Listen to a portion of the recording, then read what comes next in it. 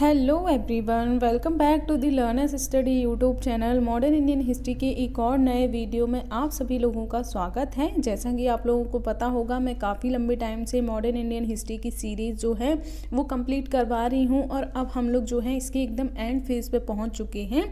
तो आज के वीडियो में मैं आप लोगों को करवाने वाली हूँ कैबिनेट मिशन के बारे में। जैसा आप लोगों को याद होगा, लास्ट वाले वीडियो में मैंने आप लोगों को शिमला सम्मेलन या फिर जिसे हम लोग बेविल प्लान भी कहते हैं, इसके अलावा देसाई लियाकत पैक्ट के बारे में करवाया था। उसके बाद फिर हमें 1946 में वो दोनों चीज़ें हमें 1945 की देखने को मिलती हैं। उसके बाद फिर 1946 में, इसमें भी बेसिकली मार्च 1946 में जो है कैबिनेट मिशन हमें देखने को मिलता है। तो आज हम लोग इसके बारे में पूरी डिटेल में डिस्कशन करेंगे और अब सिर्फ एक दो टॉपिक ही और रह गए हैं। उसके बाद हमारा जो मॉडर्न इंडियन हिस्ट्री का सिलेबस है वो ऑलमोस्ट कंप्लीट हो जाएगा। तो अगर आप लोग मेरे वीडियो पर नए हैं तो मैं आप लोगों को बता देना चाहती हूँ कि अगर आप लोग एंशिएंट और मिडाइवल हिस्ट्री के वीडियोज़ भी देखना चाहते हैं तो मैंने ऑलरेडी पूरा सिलेबस कंप्लीट करवाया है। उनका लिंक आप लोगों को डिस्क्रिप्शन बॉक्स में मिल जाएगा, वहाँ से जाकर आप लोग जो हैं उनके वीडियोस भी देख सकते हैं। तो बने रहिए हमारे साथ for learn and study with learners study. चलिए अब हम लोग आज के वीडियो को स्टार्ट कर लेते हैं। लेकिन प्लीज़ वीडियो को, अगर आप लोगों को अच्छा लग रहा है तो प्लीज़ वीडियो को लाइक ज़रूर कर दीजिएगा और मेरे चैनल को सब्सक्राइब भी कर दीजिएगा, जिससे कि इसी तरीके के और भी इंटरेस्टिंग वीडियोज़ आप लोगों को मिलते रहें। तो चलिए अब हम लोग आज के वीडियो को स्टार्ट करते हैं। तो सबसे पहले अगर हम लोग कैबिनेट मिशन की पृष्ठभूमि के बारे में जान लेते हैं कि किस की चीज़ें हमें देखने को मिल रही थी, तो ये अगर हम लोग बात करें 1946 में आया था, बेसिकली मार्च 1946 में क्लेमेंट एटली के द्वारा, जो कि हमें उस टाइम पे जो ब्रिटिश या फिर अगर हम लोग कहें जो यूके हुआ करता था वहाँ के हमें प्रधानमंत्री देखने को मिलते थे। तो उनके द्वारा ही भारत में कैबिनेट मिशन जो है वो शुरू किया गया था और जो कि ब्रिटिश सरकार के पास मौजूद शक्ति को भारत को हस्तांतरित करने पर केंद्रित था। यानी कि अगर हम लोग बात करें, अब जो ब्रिटिश लोग हुआ करते थे, जो अंग्रेज हुआ करते थे, वो हमारे देश के लोगों को सत्ता हस्तांतरित करने के लिए तैयार हो गए थे। यानी कि अब वो हमारे देश की प्रशासनिक व्यवस्था को संभालने का जो जिम्मेदारी है उसको हमारे देश के लीडर्स को देने के लिए, सौंपने के लिए तैयार हो गए थे। तो इसी को लेकर जो है कैबिनेट मिशन लाया जाता है कि किस तरीके से हमें सारी चीज़ें देखने को मिलेंगी। तो इसी से रिलेटेड हमें ये देखने को मिलता है, जो कि क्लेमेंट एटली जो हमें देखने को मिलते हैं, उस टाइम पे यूके के प्रधानमंत्री हुआ करते थे, उनके द्वारा ये जो प्लान है या फिर ये जो मिशन है वो लेकर आया गया था। तो ये बात आप लोग याद रख लीजिएगा। इसके अलावा इस मिशन में हमें और भी लोग देखने को मिलते हैं, जैसे कि अगर हम लोग बात करें, इसमें 3 और सदस्य थे। एक तो लॉर्ड पैथिक लॉरेंस, इसके अलावा सर स्टैफोर्ड क्रिप्स, जिनके द्वारा क्रिप्स मिशन भी लाया गया था, जो मैंने आप लोगों को पहले काफ़ी डिटेल में करवाया है। क्रिप्स मिशन क्या था, अगर आप लोग जानना चाहते हैं तो उसका लिंक आप लोगों को डिस्क्रिप्शन बॉक्स में मिल जाएगा, वहाँ से जाकर आप लोग क्रिप्स मिशन वाला वीडियोस भी जो है वो देख सकते हैं। इसके अलावा इसमें एवी अलेक्जेंडर, तो ये 3 सदस्य हमें इसमें देखने को मिलते हैं क्लेमेंट एटली के अलावा।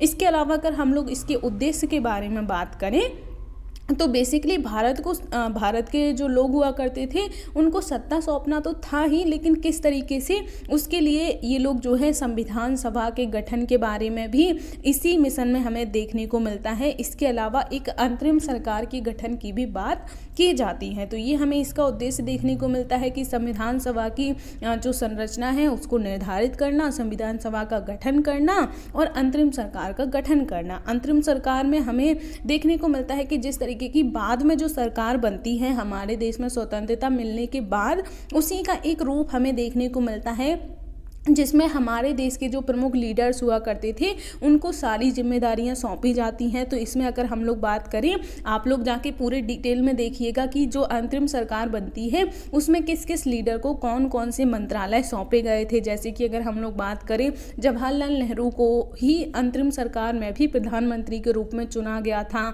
इसके अलावा अगर हम लोग बात करें जो गृह मंत्रालय है वो किसको दिया गया था, रक्षा मंत्रालय किसको दिया गया था। तो ये सारी जानकारी आप लोग जाके इकट्ठी कीजिएगा, आप लोग इसके बारे में पढ़िएगा, ये आप लोगों का होमवर्क रहेगा, क्योंकि सारी चीज़ें अगर मैं ही वीडियो में डाल दूंगी फिर आप लोग बाद में जाके क्या ही पढ़ेंगे। तो इसलिए अब मैंने अंतरिम सरकार के बारे में बताया कि अंतिम सरकार के गठन की बात की जा रही थी।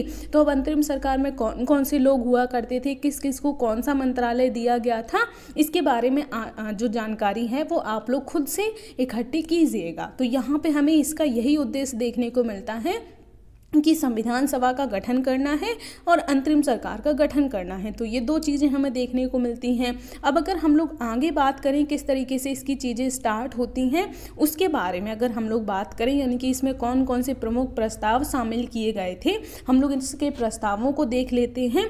तो सबसे पहले इसमें अगर हम लोग बात करें, जो पाकिस्तान के निर्माण की बात हमें काफ़ी टाइम से देखने को मिल रही थी, मुस्लिम लीग के द्वारा अलग पाकिस्तान जो है उसकी बात की जा रही थी।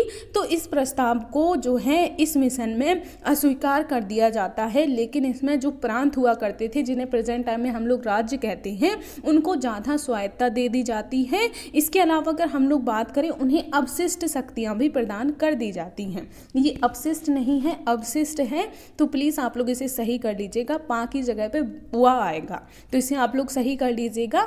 अगर हम लोग यहाँ पे बात करें, जैसे प्रेजेंट टाइम में हमें देखने को मिलता है संघ सूची के विषय हैं, इसके अलावा राज्य सूची के विषय हैं और समवर्ती सूची में भी हमें कुछ विषय देखने को मिलते हैं। बाकी के जो अपशिष्ट विषय बच जाते हैं उनका जो अगर हम लोग बात करें जिम्मेदारी है या फिर उन पे जो अगर कानून बनाने की शक्ति है वो हमें केंद्र सरकार के पास देखने को मिलती है प्रेजेंट टाइम में। लेकिन ये जो मिशन लाया गया था इसमें जो है अपशिष्ट शक्तियों पर कानून बनाने का जो अधिकार था वो प्रांतों या फिर राज्यों को दे दिया जाता है। तो ये इसमें हमें प्रावधान देखने को मिलता है, यानी कि इसमें जो राज्य हुआ करते थे, जो प्रांत हुआ करते थे, उनको ज़्यादा स्वायत्तता, ज़्यादा अधिकार देने की बात की जा रही थी। इसके अलावा पाकिस्तान की मांग को ये लोग बिल्कुल ही अस्वीकार कर देते हैं। तो ये चीज़ हमें देखने को मिलती है।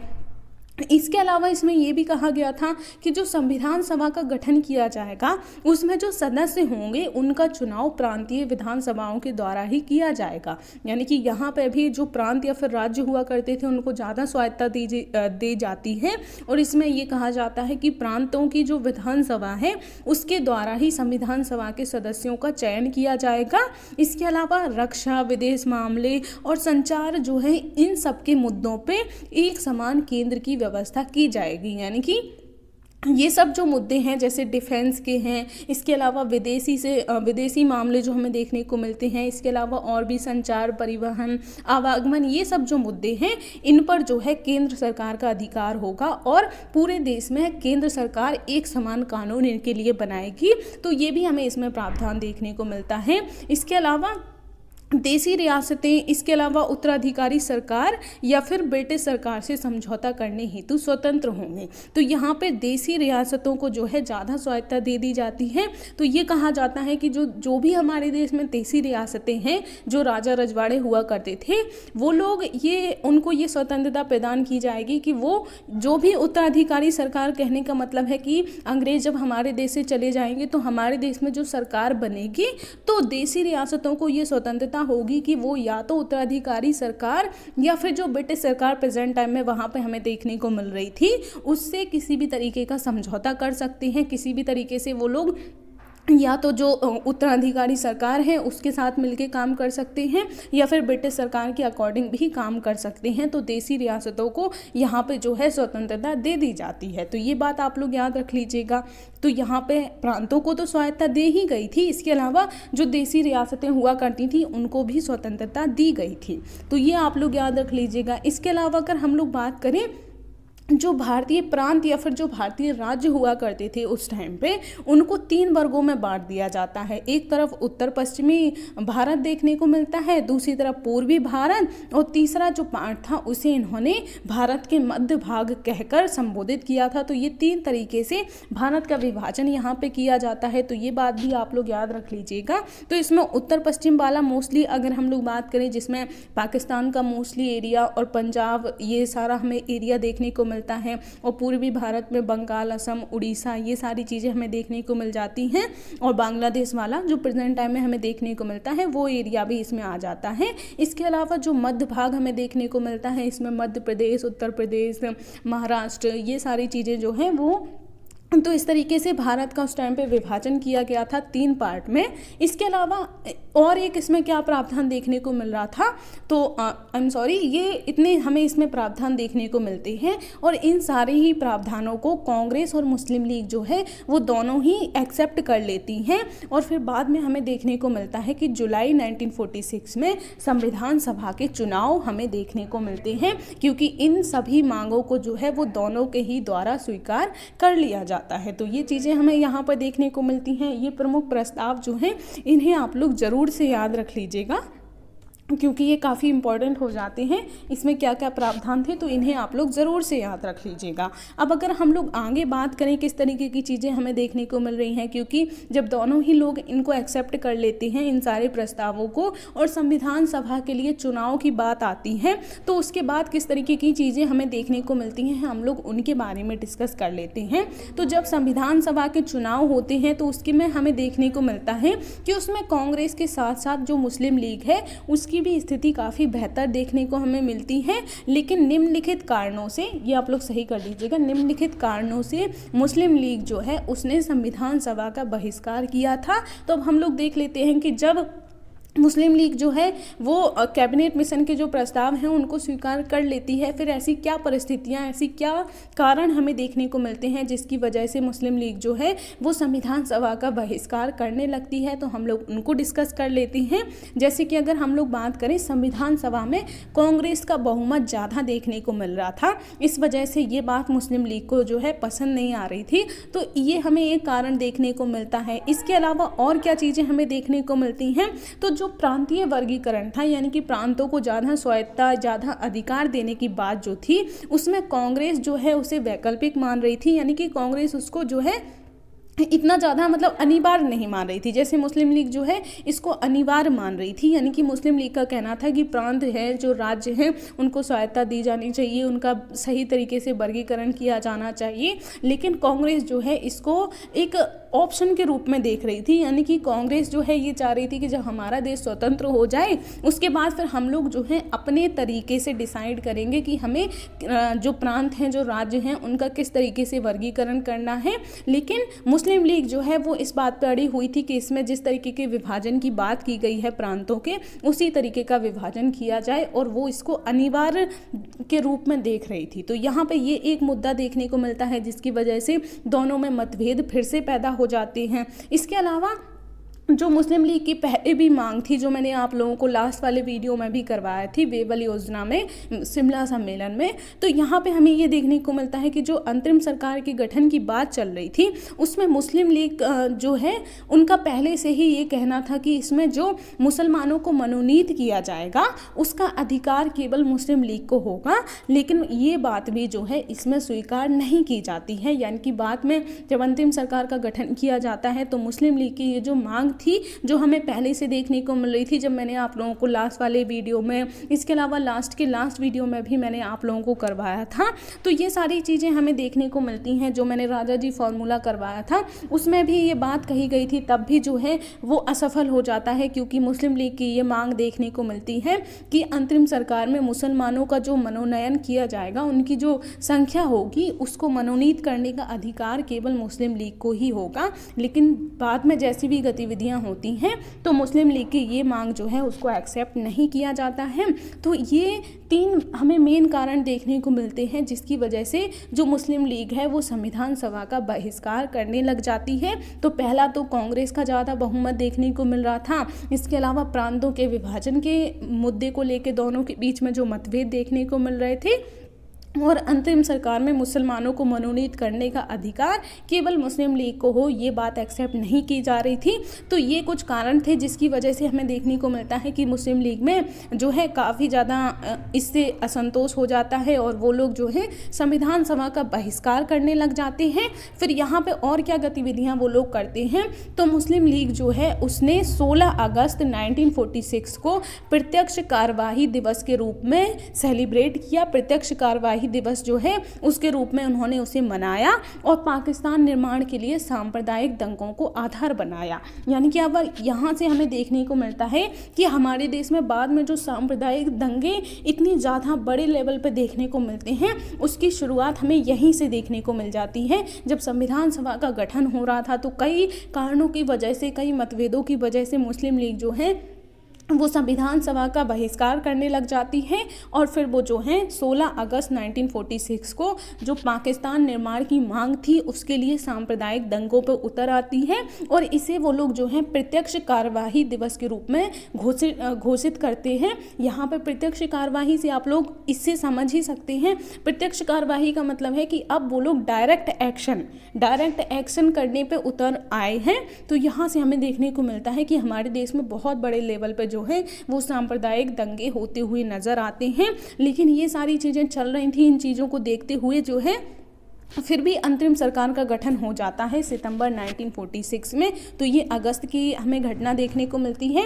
इन सब के चलते भी सितंबर 1946 में जो है अंतरिम सरकार का गठन हो जाता है जवाहरलाल नेहरू के नेतृत्व में और फिर अक्टूबर 1946 में मुस्लिम लीग को भी अंतरिम सरकार में शामिल कर लिया जाता है। मुस्लिम लीग की कुछ मांगों को एक्सेप्ट करते हुए अक्टूबर 1946 में मुस्लिम लीग को भी अंतरिम सरकार में शामिल कर लिया जाता है। लेकिन अगर हम लोग बात करें फरवरी 1947 तक आते आते हमें चीज़ें और ज़्यादा बिगड़ती हुई नज़र आती हैं और फिर कांग्रेस के कुछ सदस्यों के द्वारा लीग के सदस्यों को अंतरिम सरकार से निष्कासित करने की मांग उठने लगती है। यानी कि अगर हम लोग बात करें मुस्लिम लीग को अंतरिम सरकार में शामिल तो कर लिया गया था, लेकिन उन दोनों के बीच में जो मतभेद हमें देखने को मिल रहे थे कांग्रेस और मुस्लिम लीग के सदस्यों के बीच में, वो मतभेद अभी भी कम नहीं हो रहे थे। तो इस वजह से हमें देखने को मिलता है कि कांग्रेस के कुछ सदस्य जो हैं वो मुस्लिम लीग के सदस्यों को निष्कासित करने की मांग उठाने लग जाते हैं। तो दूसरी तरफ मुस्लिम लीग जो है वो भी संविधान सभा को भंग करने की मांग उठाने लग जाती है। तो यहाँ से हमें देखने को मिलता है कि दोनों के बीच में मतभेद जो है वो काफ़ी बड़े लेवल पे बढ़ते ही जा रहे थे, ख़त्म होने का नाम ही नहीं ले रहे थे। और दूसरी तरफ जो है वो जो सांप्रदायिक दंगे हैं वो भी काफ़ी बड़े लेवल पे होते हुए नज़र आ रहे थे। तो यहाँ से अब हमें बहुत बड़ी लेवल की जो है चीज़ें देखने को मिल जाती हैं। तो ये सारी चीज़ें आप लोग घटनाएँ याद रख लीजिएगा कि किस तरीके से जब हमारा देश आज़ाद होता है उस टाइम पर आप लोगों ने सुना ही होगा कि किस तरीके की घटनाएँ हमें देखने को मिलती हैं, कितने बड़े लेवल पर सांप्रदायिक दंगे होते हुए नजर आते हैं। तो उसकी नींव जो है वो यहीं से बननी स्टार्ट हो गई थी। दोनों के बीच में मतभेद जो हैं वो बढ़ते ही जा रहे थे। तो उसी के हमें चीज़ें देखने को मिलती हैं। तो यहाँ पे अगर हम लोग और बात करें कि इससे भारत में काफ़ी बड़े लेवल पे जो है सांप्रदायिक दंगे स्टार्ट हो जाते हैं पहले दिन ही। यानी कि जब सांप्रदायिक दंगे स्टार्ट हुए थे जिसे प्रत्यक्ष कार्यवाही दिवस के रूप में घोषित किया गया था, वो डेट आप लोग ज़रूर याद रख लीजिएगा। ये जो डेट मैंने बताई है यहाँ पे 16 अगस्त 1946 जिसे प्रत्यक्ष कार्यवाही दिवस के रूप में घोषित किया गया था, ये डेट बहुत इंपॉर्टेंट है, इसे आप लोग ज़रूर से याद रख लीजिएगा। तो यहाँ पर अगर हम लोग बात करें कि पहले ही दिन हमें देखने को मिलता है कि 5000 से ज़्यादा लोग मारे जाते हैं सांप्रदायिक दंगों की वजह से। ये दंगे जो है वो अब देश के अन्य क्षेत्रों जैसे नोआखाली और बिहार तक भी फैलते हुए हमें नज़र आते हैं। तो ये चीज़ें हमें देखने को मिलती हैं। इसके अलावा अगर हम लोग बात करें कि सरदार वल्लभ भाई पटेल जो हैं वो इन सांप्रदायिक दंगों को समझते हुए, देखते हुए वो ऐसे पहले व्यक्ति थे जिन्होंने ये कहा था कि अब हमें देश का विभाजन करना ही पड़ेगा। यानी कि भारत और पाकिस्तान नाम के विभाजन की जो बात काफ़ी लंबे टाइम से चली आ रही थी उसको एक्सेप्ट करना ही पड़ेगा। यही एक रास्ता बचा हुआ है जिसके द्वारा ये सांप्रदायिक दंगों के द्वारा जो हिंसा हमें हमारे देश में देखने को मिल रही है उसको ख़त्म किया जा सकता है। तो ये बात जो है सरदार वल्लभ भाई पटेल के द्वारा सबसे पहले सोची गई थी। उनके द्वारा ये बात को समझा गया था कि अगर विभाजन नहीं किया गया तो ये जो दंगे हमें देखने को मिल रहे हैं, ये जो हिंसा हमें देखने को मिल रही है वो ख़त्म नहीं होगी और काफ़ी बड़े लेवल पर बढ़ती ही जाएगी। और फिर बाद में जब हमारा देश आज़ाद होता है उसके बाद तक हमें नज़र आता है कि ये सारी चीज़ें जो हैं वो ख़त्म नहीं होती हैं। तो जब विभाजन होता है उसमें भी कितनी बड़ी लेवल की हमें चीज़ें देखने को मिलती हैं कि कितनी ज़्यादा हिंसा होती है।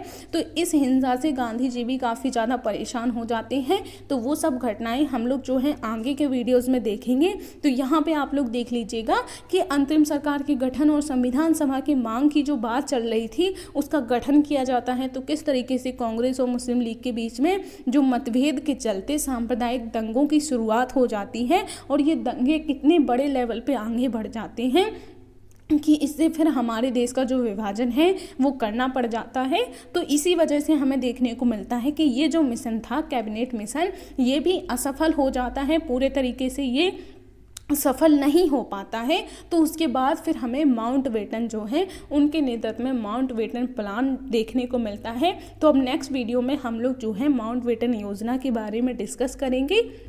तो आज की वीडियो को बस मैं यहीं तक रखती हूँ। वीडियो अच्छा लगा हो तो प्लीज़ लाइक कीजिएगा और मेरे चैनल को सब्सक्राइब ज़रूर कर दीजिएगा। बाकी प्लीज़ ज़्यादा से ज़्यादा लोगों को शेयर कीजिएगा जिससे कि और भी ज़्यादा लोग जो हैं वो मेरे चैनल से जुड़ सकें और उनको भी फ़ायदा हो सके। बाकी अगर आप लोगों को कोई भी कन्फ्यूज़न या कोई भी डाउट रहता है तो वो भी आप लोग मुझसे कमेंट बॉक्स में पूछ सकते हैं। तो मिलूंगी अब मैं नेक्स्ट वीडियो में, तब तक के लिए जय हिंद।